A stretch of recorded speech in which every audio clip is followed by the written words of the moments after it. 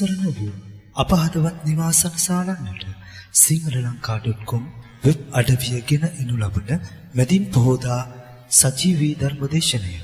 අද දේශකයන්න් වහන්සේ කැලණි විශ්වවිද්‍යාලයේ උපාධි අපේක්ෂක සංගම අනෝමදස්සේ හිමි. එසේනම් අපි ධර්මදේශනය ශ්‍රවණය කරමු. අවසරයි ස්වාමීන් වහන්සේ. සමන්ත චක්කවාලේසු අත්‍රා ගච්ඡන්තු දේවතා සද්ධම්මං මුනි රාජස් සුනන්තු සග්ග මොක්ඛදං ධම්මස්සවන කාලෝ අයං වදන්තා ධම්මස්සවන කාලෝ අයං වදන්තා ධම්මස්සවන කාලෝ අයං වදන්තා නමෝ තස්ස භගවතු අරහතෝ සම්මා සම්බුද්දස්ස නමෝ තස්ස භගවතු අරහතෝ සම්මා සම්බුද්දස්ස නමෝ තස්ස භගවතු අරහතෝ සම්මා සම්බුද්දස්ස අට්ඨහි වික්කවේ ආකාරේයි ඉත්ති පුරිසං බන්ධන්ති කතමේහි අට්ඨහි රූපේන වික්කවේ ඉත්ති පුරිසං බන්ධන්ති හසිතේන බනිතේන ගීතේන රුන්නේන ආකම්පේන වනභාගේන පස්සේන භික්කවේ ඉත්ති රූපං බන්ධන්ති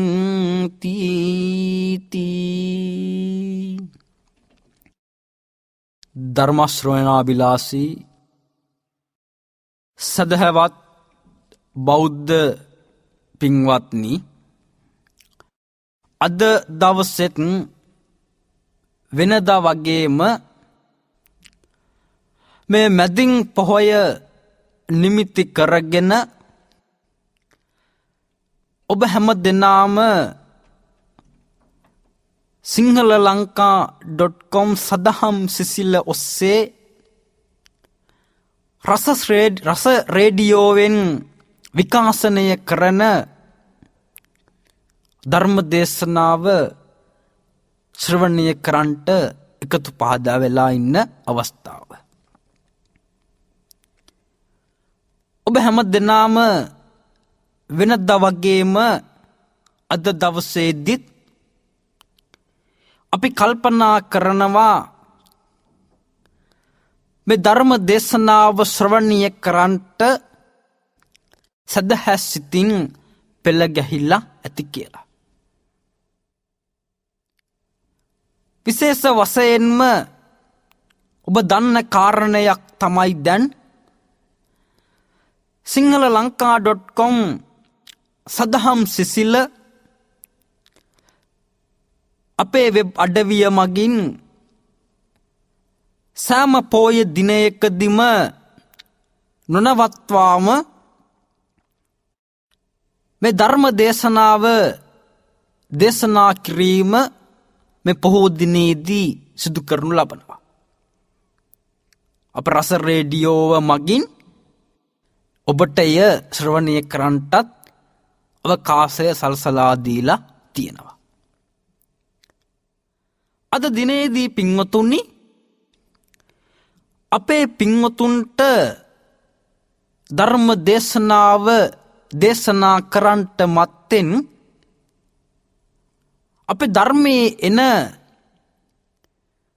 මේ ත්‍රිවිධ රත්නයේ තියෙන වැදගත්කම කියලා දෙන ගාථා 3ක් අරගෙන ඇයි ත්‍රිවිධ රත්නය වටින්නේ කියන එක පැහැදිලි කරන්නට මම බලාපොරොත්තු වෙනවා. අපේ පින්වතුන් නිතරම ධර්මය ශ්‍රවණය කරන බණ අහන ධර්මයට බොහොමත්ම ආදරය කරන භක්තියක් තියෙන එවැගේම සද්ධාවන්ත පින්වතුන් හැටියට අපි දන්නවා මේ ධර්මයට බොහොම ගරු කරන පිරිසක්. එක අවස්ථාවකදී ධර්මයේ සඳහන් වෙනවා බුද්ධෝත්ති වචනං සෙට්ඨං බුද්ධෝත්ති පද මුත්තමං නත්ති තේන සමං ලෝකේ අඤ්ඤං සෝත රසායන. බුද්ධෝත්ති වචනං සෙට්ඨං පින්වතුනි බුද්ධ කියන වචනය මේ ලෝකේ ශ්‍රේෂ්ඨයි උතුම්. බුද්ධෝත්ති පද මුත්තමං බුද්ධ කියන වචනය පදය මේ ලෝකේ උතුම්. නත්ති තේන සමං ලෝකේ අඤ්ඤං සෝත රසායන. ඊට සමාන වෙච්ච ඊට සමාන කරන්ට පුළුවන් දෙයක් මේ ලෝකේ තවත් අපි උදෑසන නැගිට්ට වෙලාවේ ඉඳලා පින්වතුනි විවිධ දේවල් අහනවා. ගීත ශ්‍රවණය කරනවා, කවි ශ්‍රවණය කරනවා, අහනවා. ඊට පස්සේ කතා අපි අහනවා, ශ්‍රවණය කරනවා. අනුන්ගේ දේවලුත් ඒ අස්සට අපි අහනවනේ. ඒවත් අහනවා. කේලම් අහනවා, පරුස වචන අහනවා, හොඳ නොහොඳ හැමදේම අහනවා. හැබැයි මේ හැමදේම පින්වතුනි ටික වෙලාවක් යනකොට මොහොතක් යනකොට අහගෙන ඉන්න අපිටම එපා වෙනවා. ගීතයක් අහනවා නම් ඕක නතර කරනවා අපිට එපා වුණාම. කතාවක් අහනවා නම් ඒක නතර කරනවා. හැබැයි බුද්ධ කියන වචනය නැත්තම් බුදුහාමුදුරුවෝ ගැන කියවෙනකොට ඔබට කියන්ට පුළුවන්ද බෞද්ධයෙක් වශයෙන් ඔක අහලා ඇති වෙලා තියෙන්නේ වහලා දාන්නට කියලා. ඔබට ධර්ම දේශනාවක් ඇහෙනකොට බණ ටිකක් ඇහෙනකොට ඔබට කියන්ට පුළුවන්ද බුදුහාමුදුරුවෝ ගැන කියවෙන වෙලාවට ඔය ගැන අහලා ඇති වෙලා තියෙන්නේ දැන් ඕක නතර කරන්නට කියලා. ඔබට කියවෙනවද? නෑ. ඔබ අහන්ට ආසයි. ඔබ අහන්ට කැමති බුදුහාමුදුරුවෝ ගැන.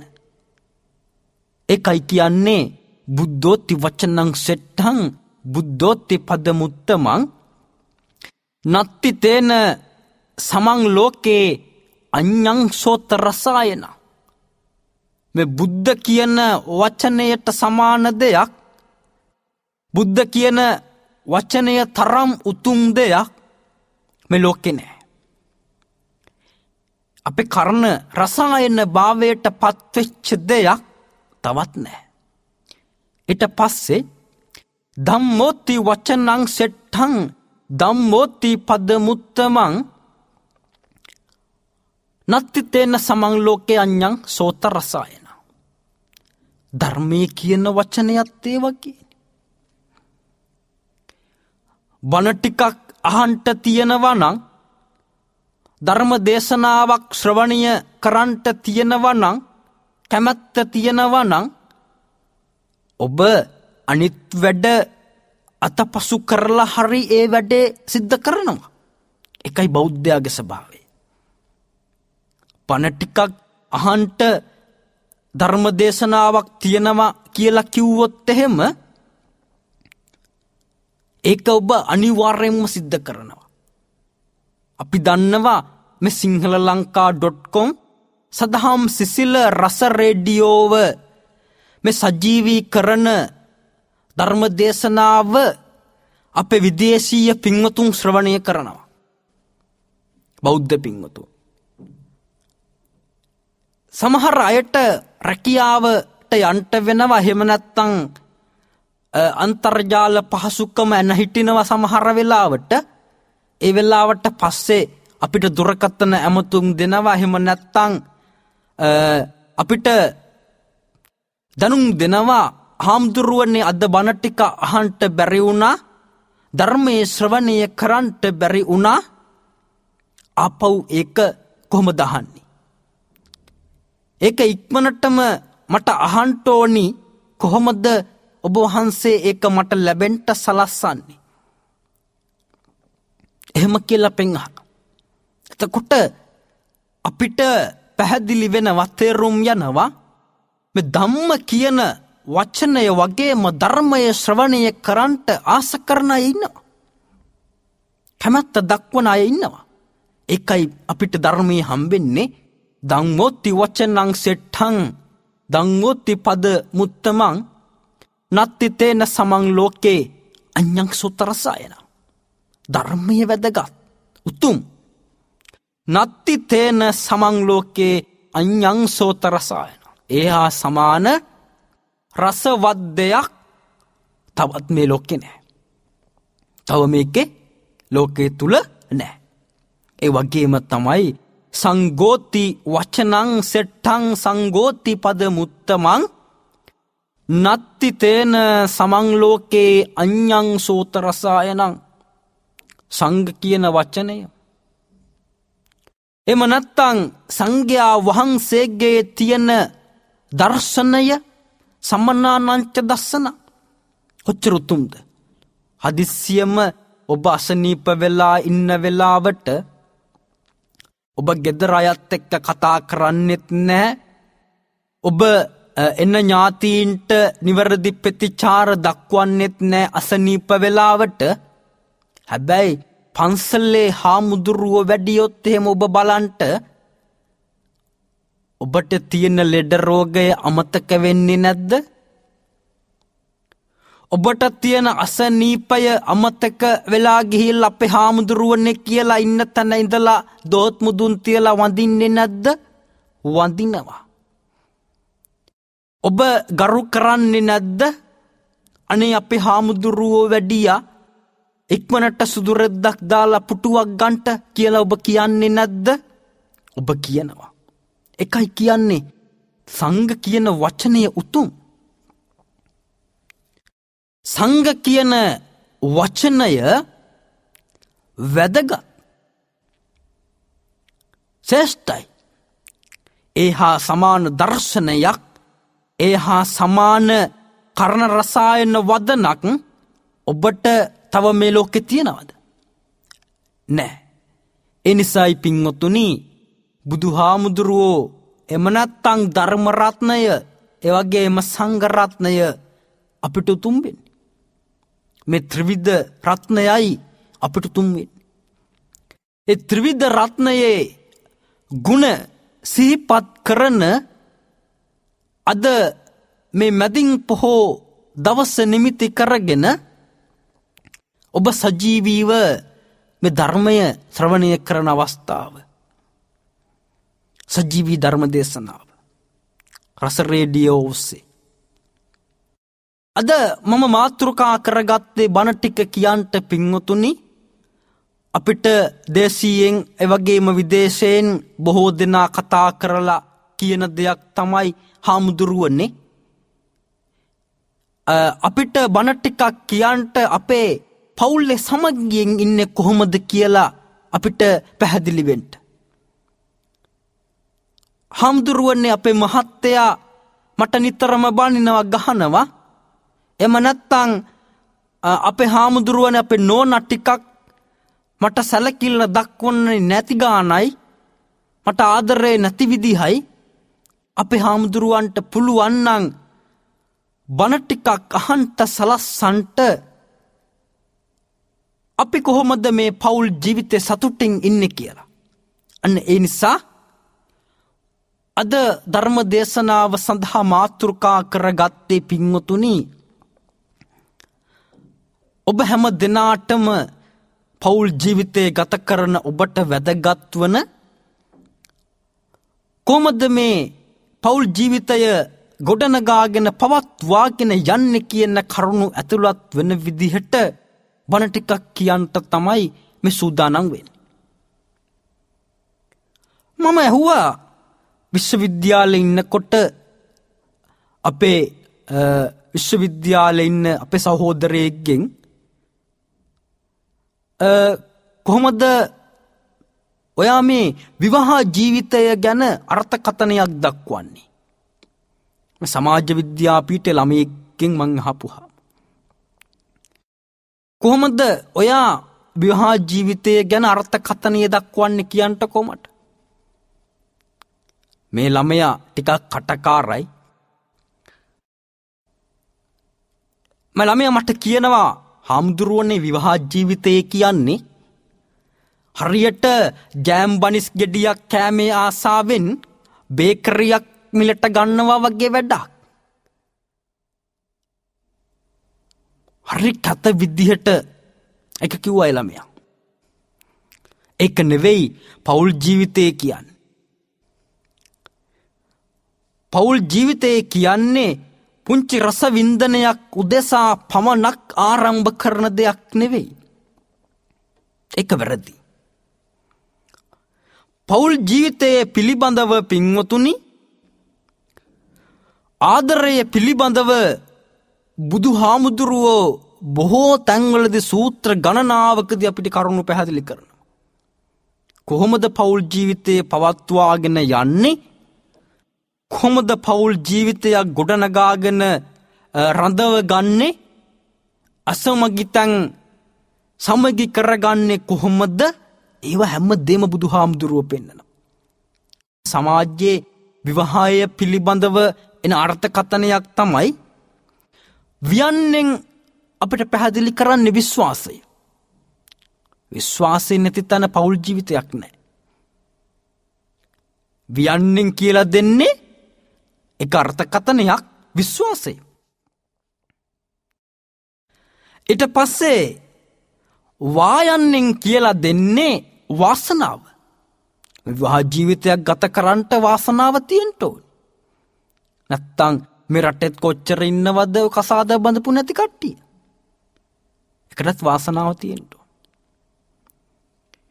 ඊට පස්සේ හයන්නෙන් කියලා දෙනවා හදවත් දෙකක එක්වීම.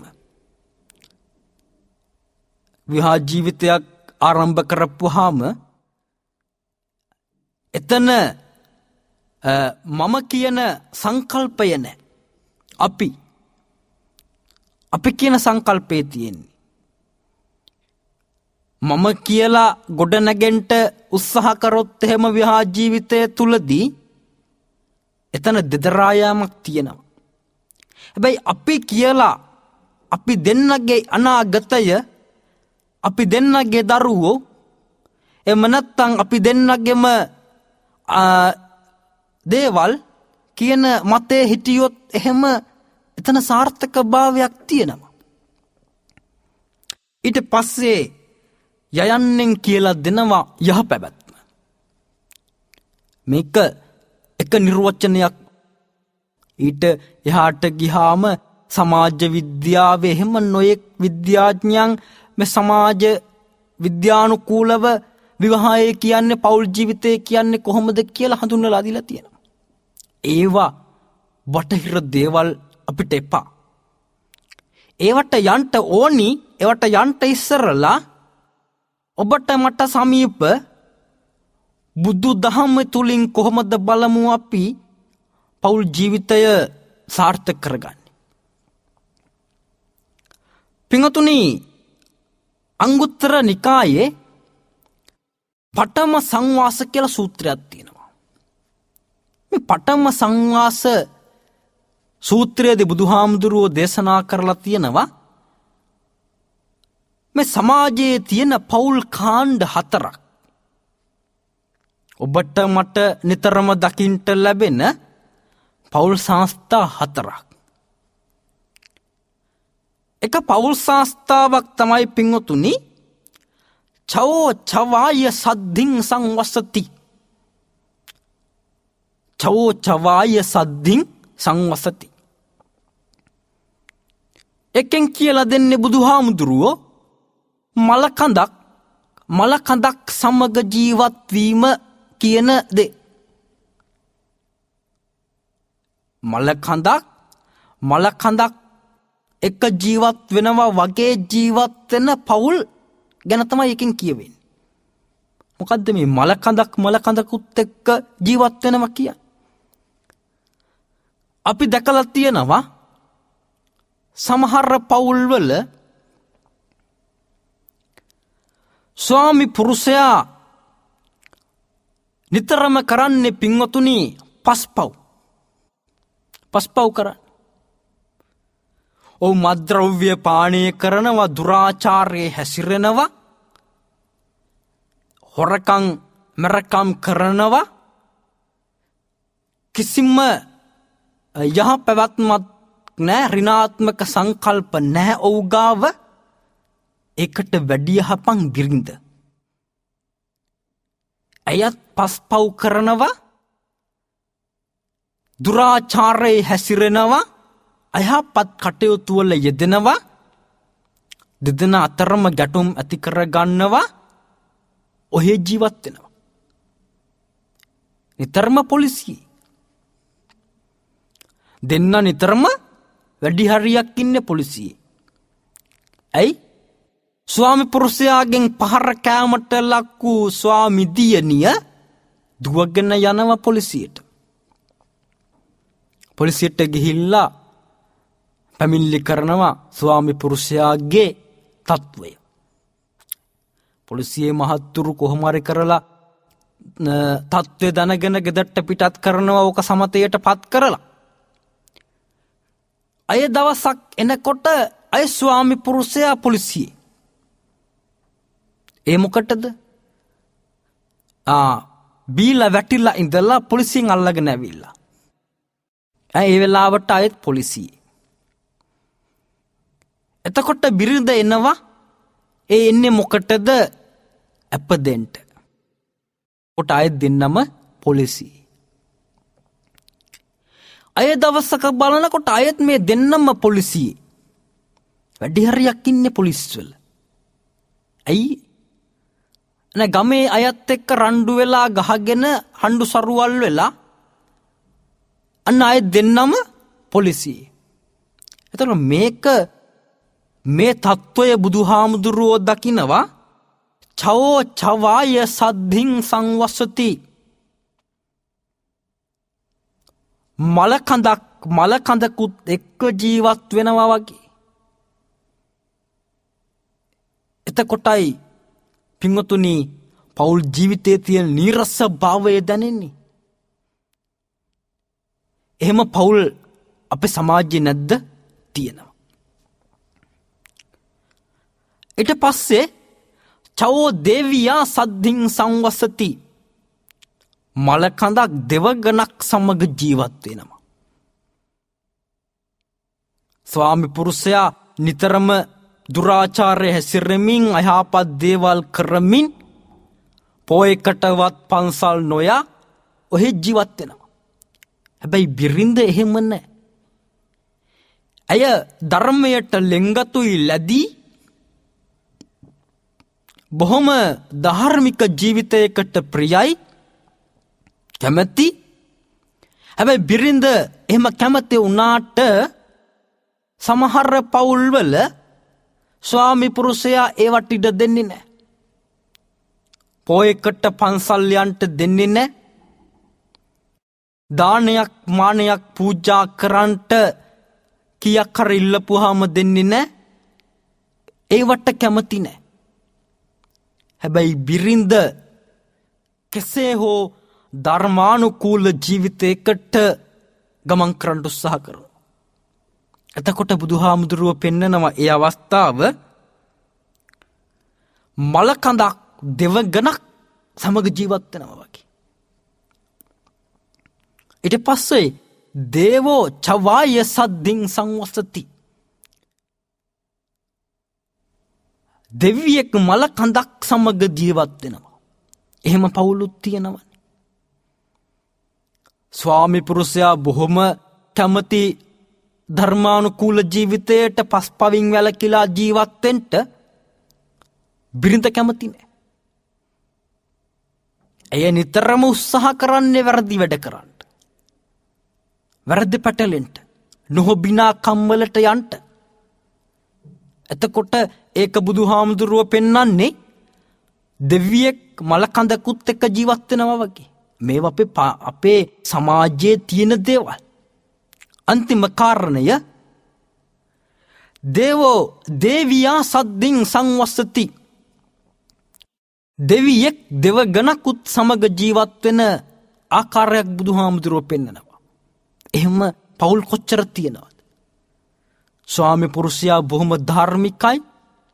ස්වාමි දියණියත් බොහෝම ධාර්මිකයි. දෙදෙනාගේම කැපවීමෙන් ධර්මානුකූල ජීවිතයක් ගත කරනවා. රණ්ඩු සරුවල් වෙන්නේ නැහැ. ආදරයෙන් ඉන්නේ. එතකොට ඒක බුදුහාමුදුරුවෝ දකින්නේ අර නකුල පිතා නකුල මාතා ඒ දෙදෙනාගේ ජීවිතය වගේ. දවසක් නකුල පියතුමා නකුල පිතා බුදුහාමුදුරුවෝ ගාවට ඇවිල්ලා කියනවා, බුදුහාමුදුරුවනේ මගේ බිරිඳව මම ප්‍රාර්ථනා කරනවා සංසාරේ නැවත නැවතත්. ඇයට මං හරි ආදරේ. මම සසර ගෙවන්න තුරු ඇයමයි මගේ බිරිඳ වෙන්ට ඕනි. එහෙම බුදුහාමුදුරුවෝ ඉස්සරහා ප්‍රාර්ථනාවක් කරනවා. හැබැයි සමහර වෙලාවට ඇහෙනවා අපිට, කවදාවත් සංසාරේ ওই මිනිහා නම් මට හම්බෙන්න එපා. කවදාවත් සංසාරේ ඔය ගෑණි නම් මට හම්බෙන්න එපා. බහ කරුමෙකට තමයි මේ ආත්මෙදි හම්බෙලා කසාද බැඳගත්තේ. එහෙම කියන අය නැද්ද? එහෙම කියන අය දකින්ට ලැබෙන්නේ නැද්ද? ලැබෙනවා. ඕන තරම් ඉන්නවා. ඒ නිසා එහෙම උනහම පින්වතුනි, ඒවා ඒ පෞල් ජීවිත අසාර්ථකයි. අපි ඉන්ටෝනි, ඔබ ඉන්ටෝනි දෙවියෙක් දෙවගණක් සමග ජීවත් වෙනවා වගේ. එහෙම ජීවත් වෙන්න නම් හොඳ බිරිඳක් ලැබෙන්න ඕන. හොඳ බිරිඳක් ලැබෙන්න ඕන. හොඳ ස්වාමි පුරුෂයෙකුත් ලැබෙන්න ඕන. බුදුහාමුදුරුවෝ බිරින්දවරුන් 7 දෙනෙක් ගැන දේශනා කරා. එක බිරිඳක් තමයි වදක භාර්යා, ඊට පස්සේ චෝර භාර්යා, සාමි භාර්යා, දාසි භාර්යා, භගිනි භාර්යා, සකී භාර්යා, මාතු භාර්යා. එක්කෙනෙක් තමයි වදක භාර්යාව. ස්වාමියාට නිතරම වද දෙනවා.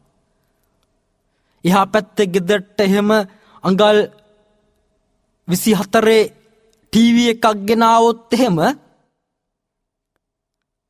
ඊට වැඩිය අඟල් ගානක් තියෙන ටීවී එකක් මේ ගෙදරට ගේන්න ඕනි. බලන්ටකෝ එහා පැත්තේ ගෙදර අර වගේ ටීවී එකක් ගෙනල්ලා තියෙනවා. ඇයි ඔයාට බැරි අපේ ගෙදරටත් ඔය වගේ එකක් ගේන්න? මට තමයි යුව ගෙනල්ලා දෙන්නේ නැත්තේ. මං කොච්චර අවාසනාවන්තද? එහෙම අඬන බිරින්දවරු නැද්ද? ඉන්නවා. වද්ද දෙනවා නිතරම ස්වාමි පුරුෂයාට.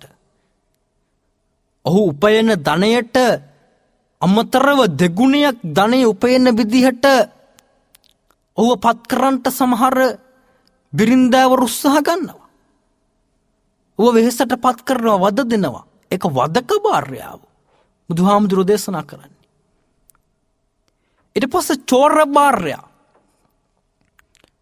හොරකම් කරන, හොර වැඩ කරන බිරින්දවරු. ස්වාමි පුරුෂයාට හොරෙන් කරන්නේවා. සමහර අය ඉන්නවා ස්වාමි පුරුෂයාගේ තියෙන පර්ස් එකම සල්ලි උස්සලා යටි මඩි ගහ ගන්න කට්ටිය ඉන්නවා. ගෙදර වියදමට සල්ලි දෙනවා. හැබැයි පර්ස් එකමුත් කීයක් හරි පුරුද්දට වගේ ගන්න ඕනි. එහෙම ගහ ගන්න ඉන්නවා. ඊට පස්සේ ස්වාමි පුරුෂයාට හොරෙන් නොඑක් කටයුතු සිද්ධ කරන අය ඉන්නවා. ගෙදර වැඩ තියෙන හොරෙන් වෙන වැඩ. එහෙම අයට කියනවා බුදුහාමුදුරුව පෙන්නනවා චෝර භාර්යා, සාමි භාර්යා. ස්වාමියා ගෙදර ඉද්දී ස්වාමි පුරුෂයෙක් වගේ ක්‍රියා කරන බිරින්දෑවරු. ඊට පස්සේ පින්වතුනි 16ක් වගේ ක්‍රියා කරන බිරින්දෑවරු. ඊට පස්සේ සකී භාර්යා යෙහෙලියක් වගේ බොහොම ආදරෙයි ලෙන්ගතුයි දුකට සැපට ලං වෙනවා. එහෙම බිරින්දෑවරු ඉන්නවා. ඊට පස්සේ මාතු භාර්යා අම්මා වගේ දුක සැප හොයලා බලන බිරින්දෑවරු. ඊට පස්සේ බගිනි භාර්යා නංගි වගේ හරි ආදරෙයි. මේකෙන් වැදගත් වෙන්නේ සකී භාර්යා මාතු භාර්යා බගිනි භාර්යා කියන අම්මගේ ගුණ තියෙන, ඊට පස්සේ නංගිගේ වගේ ගුණ තියෙන, යෙහෙලියකගේ වගේ ගුණ තියෙන බිරිඳක් යම් කිසි ස්වාමියෙක් ලැබුවා නම් ඔහුගේ ජීවිතය සාර්ථකයි. ඔහු සාර්ථකයි බොහෝ සෙයින්. ඒ නිසා පින්වතුනි, අපි ඒ පෞල් ජීවිතයේ ඔබ ගත කරන ආකාරයේ පෙන්නලා දෙනකොට ඔබ බිරිඳක් නම් කල්පනා කරන්නට ඕනි, මම මගේ ස්වාමි පුරුෂයාට අම්ම කෙනෙක් වෙන්න ඕනි. මම මගේ ස්වාමි පුරුෂයාට යෙහෙලියක් වෙන්න ඕනි. මම මගේ ස්වාමි පුරුෂයාට නංගියෙක් වෙන්න ඕනි. අනෙතකොට ඒ ජීවිතය සාර්ථක වෙනවා. මහත්තයා වැඩට ගිහිල්ලා එනකොට ගෙදරට වෙලා මූණ එල්ලගෙන එහෙම හිටියොත් එහෙම අර මිනිස්සයා දවසේ මැරිලා ආවට පස්සේ ඒ ගෙදර ආවමත් සැනසීමක් නැ, එපා වෙනවා. එහෙම නෙවෙයි. ගෙදරට එනකොට හරි ආදරයෙන් පෙරමගට ගිහිල්ලා ඔයා දැන්ද එන්නේ? අද ටිකක් වෙලා ගියා නේද? ඇයි බස් එක පරක්කු වුණාද? අද ඔයා කලින්ම නේද එන්නේ? ඔයා අවශ්‍යයක් දාගෙන එන්ට මම තේ ටිකක් හදන්නම් කියලා ඇයි ආදරෙන් කියලා පිළිගන්න බැරි? එතකොට ස්වාමි පුරුෂයාට කොච්චර ආදරයක් ඇති වෙයිද? කොච්චර ආදරයක් ඇති වෙයිද? එතකොට ඒ පෞල් ජීවිතය ඒ විදියට ඔහු පිළිගත්තට පස්සේ කොච්චර ඔබ කෙරෙහි ස්වාමි බිරිඳ කෙරෙහි ස්වාමි පුරුෂයාගේ හිතේ කොච්චර ලෙන්ගතුකමක් ඇති වෙයිද? එහෙම කරන්න උත්සාහ කරන්න. එහෙම කරන්න. ඊට පස්සේ අපිට හම්බෙනවා සිංහලෝවාද සූත්‍රය දෙසට අවධානය කරාට පස්සේ බුදුහාමුදුරුවෝ ස්වාමියාගෙන් බිරිඳට ඉටුවී යුතුකම් කිහිපයක් දේශනා කරනවා. එකක් තමයි සම්මාන නාය. බිරිඳට සම්මාන ගෞරව දක්වන්නට ඕනි. එකෙන් කියවෙන්නේ නෑ මේ සම්මාන ප්‍රධාන උත්සව ගෙදර පවත්වනවා කියන එක. එහෙම නෙවෙයි.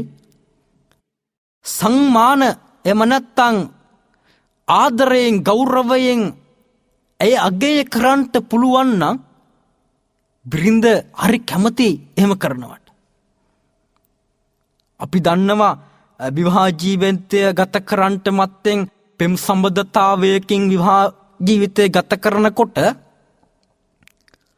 මුලින්ම ස්වාමි දියණියට භාවිතා කරන නම් කිහිපයක් තියෙනවනේ ඔය ආදරයට.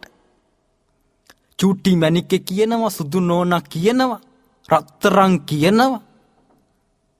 ඔය විවාහ ජීවිතයෙන් පස්සට ඉවරයි.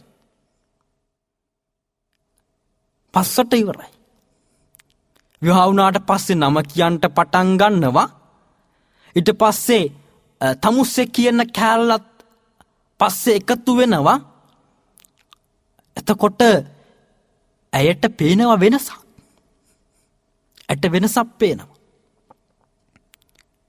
ඊට පස්සේ මිතුරන් ඉදිරියේ සමහර පුරුෂයෝ ඉන්නවා තමන්ගේ බිරිඳට අවමන් කරනවා.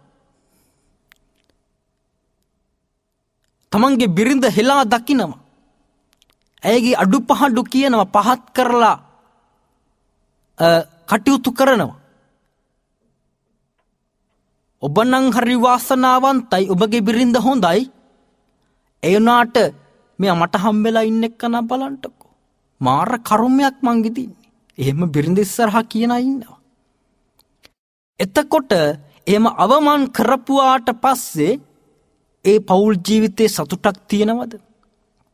විඳින්න පුළුවන්? බෑ. ඊට පස්සේ මම මේ කරුණ කිහිපයකුයි ගන්නේ සිංහාලෝවාද සූත්‍රයෙන්. අයි බුදුහාමුදුරුව පෙන්නලා දෙනවා අලංකාර දෙයින් වස්ත්‍ර ආදියෙන් බිරිඳව සතුටු කරන්න ඕන ස්වාමි පිරිසෙක් වුණා. බිරිඳවරු හරි කැමතිනේ ඔය ලස්සන ඇඳුම් අදින්ට. ලස්සන මාලයක් පළඳින්ට කරාම්බු දෙකක් දාගන්ට කාන්තාව හරි කැමති වුවට. ඒ වගේ දේවල් වලින් සංග්‍රහ කරන්ට පරිත්‍යාග කරලා ඇයව සතුටු කරන්ට පුළුවන් නම් එවැනි පෞල් සංස්ථා පින්වතුනි යම් තාක් දුරට හෝ ගැටුම් කාර්ය ස්වභාවයෙන් මිදෙනවා. ඊට පස්සේ ස්වාමි පුරුෂයා අනතිචර්යාය වෙනත් කාන්තාවන් ළඟට වෙනත් කාන්තාවන් ශ්‍රේවණය කිරීම නොකරන්ට ඕනි. ඒක ප්‍රධාන ගැටලුවක් පෞල් සංස්ථා බිඳියන්ට. අපි දැකලා තියෙනවා වෛද්‍ය වාර්තා ගත්තට පස්සේ මේ සමාජ රෝගවල එන්ටෙන්ට තියෙන අවපාතයක් නෙවෙයි, ඊළට යාමක් තියෙන්නේ. එතකොට එහෙම වෙන්ට හේතුව තමයි මේ බුදු දහමෙන් ඔබ ඈත්වීම. තමන්ගේ බිරිඳගෙන් සතුටු නොවී වෙනත් ක්‍රමවේද භාවිතයට ගැනීම. ඉතින් එම නිසා එහෙම එච්ච තැන පෞල් ජීවිතය අසාර්ථකයි. ඊට පස්සේ සිංහාලෝවාද සූත්‍රයේම බුදුහාමුදුරුවෝ පෙන්නලා දෙනවා බිරිඳගෙන් ස්වාමියාට ඉටුවිය යුතුකම්.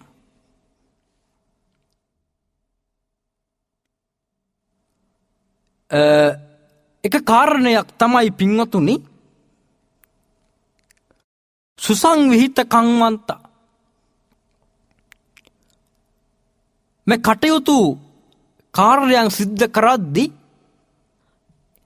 ගෙදර දොරේ කටයුතු සිද්ධ කරනකොට ඒවා මනාව සිද්ධ කරන්න ඕනේ. ස්වාමි පුරුෂයාගේ හිත ඇදිලා යන විදිහට කරන්න ඕනේ. ඊට පස්සේ සුසංගහිත පරිජන, ස්වාමි පුරුෂයාගේ පිරිවරට ඥාතීන්ට හොඳට සලකන්ට වෙනවා.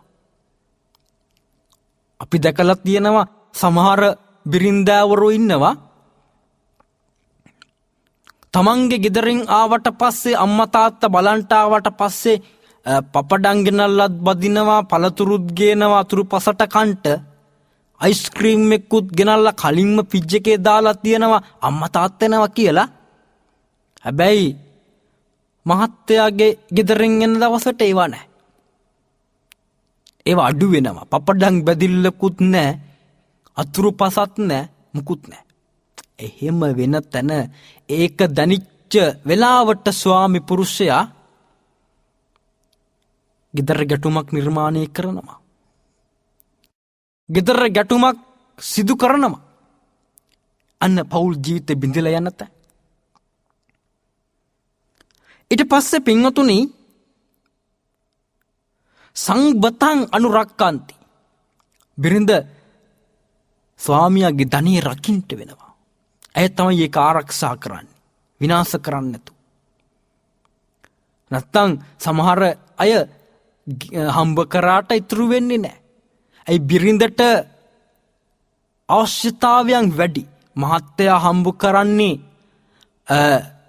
යම් කිසි මුදලක්ද ඊට වැඩිය දෙගුණයක් යනවා ඇයගේ රූපලාවන්‍ය කටයුතු වලට. එහෙම බිරින්දවරු ඉන්නවනේ. රූපලාවන්‍ය කටයුතු වලට යනවා. එදා වේල කෑමට බීමට හම්බ කරගන්න මුදලට වඩා දෙගුණයක් මුදල්. එතකොට ඒවට යට කරාට පස්සේ ගෙදර ඉතිරි වෙන දෙයක් තියෙනවද? නෑ. එතකොට පෞල් ජීවිතය ඉබේටම අසාර්ථක වෙනවා. ඊට පස්සේ දක්කාච හෝති දක්ෂ තැනැත්තියක් වෙන්න ඕනි. ගෙදර වැඩවලට, දරුවන්ගේ වැඩවලට අනලසා සබ්බ කිච්චේසු. අනිත් කාරණේ තමයි සියලු කාර්යයන් වලදී කම්මැලි තැනැත්තියක් වෙලා බෑ. කම්මැලි තැනැත්තියක් නොවි බොහෝම ක්‍රියාශීලී තැනැත්තියක් බවට පත් වෙමින් කටයුතු කරොත් ඔන්න ගිහි ජීවිතය ගත කරන ඔබට ස්වාමි පුරුෂයාව සතුටු කරන්නට පුළුවන්. ස්වාමි පුරුෂයා වශයෙන් ඔබට බිරිඳ සතුටු කරන්නට ඔබ නිවැරදි ධර්මානුකූල ජීවිතය පවත්වාගෙන යන්න වෙනවා. ඊට පස්සේ අපිට හම්බෙනවා මේ දෙදෙනාගේම ප්‍රධාන වශයෙන් පින්වතුනි සමානකම් තියෙන්න වෙනවා. ප්‍රධාන කාරණය තමයි සමසද්ධා. සමාන සද්ධාව, එහෙම නැත්තම් විශ්වාසයක් තියෙන්න ඕන දෙන්න කෙරෙහිම. අද පෞල් ජීවිත බිඳලා යන්න ප්‍රධාන කාරණයක් තමයි දුරකථනය. හරි භයානක දෙයක්. දුරකථනය නිසාවෙන් වෙන්ව ගිය පෞල් සංස්ථා මේ සමාජෙ කොච්චර තියෙනවද? අනිත් එක Facebook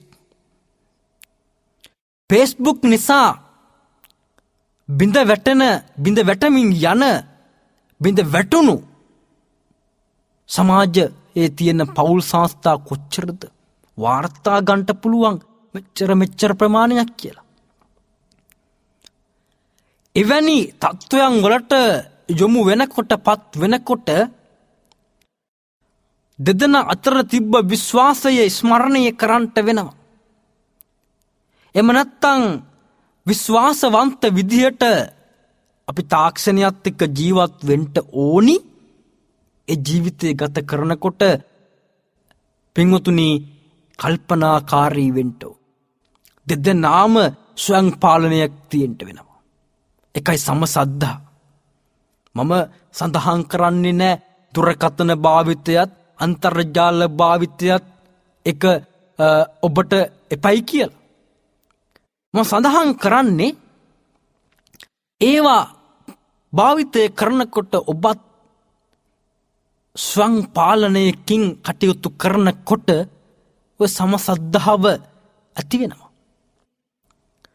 ඊට පස්සේ සමසීල දෙදෙනාම සමාන සිල්වත් භාවයකින් යුක්ත වෙන්න වෙනවා. විශේෂ වශයෙන්ම පරදාර සේවනය, එම නැත්නම් පරපුරුෂ සේවනය, පර ස්ත්‍රීන් ශ්‍රේවණය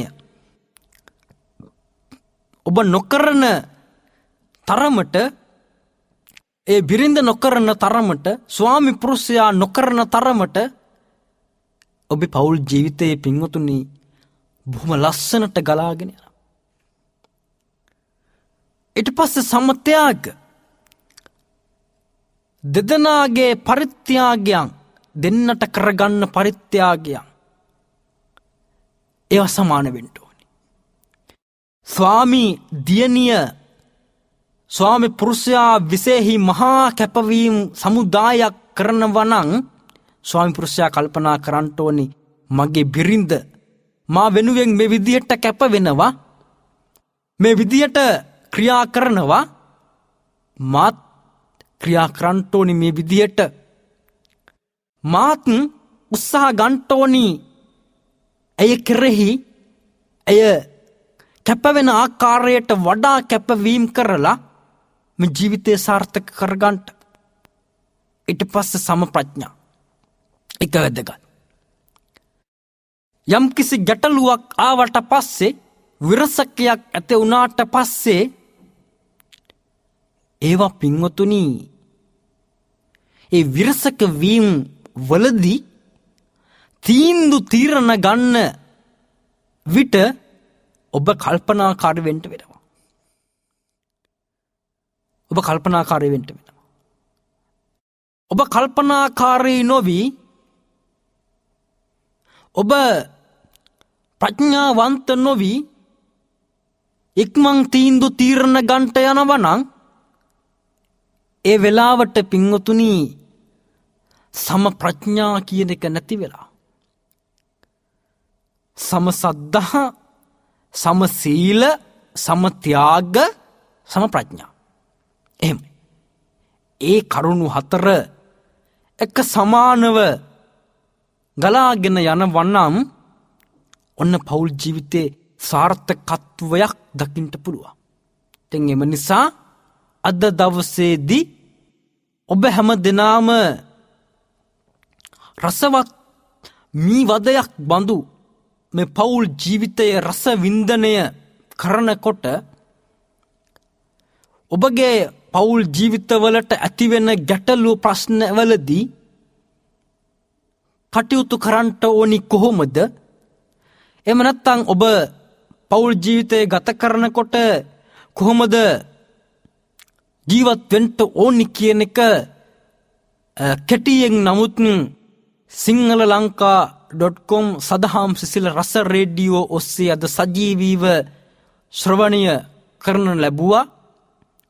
අද මේ මැදින් පොහොව දවසේ ධර්ම දේශනාව පවත්වා ගැනීම සඳහා දායකත්වයේ සපයන්නේ අපේ රුවන් මහත්මයා. එතුමා වෙනදා වගේම මේ කටයුතු සඳහා දායකත්වය සපයලා දෙනවා.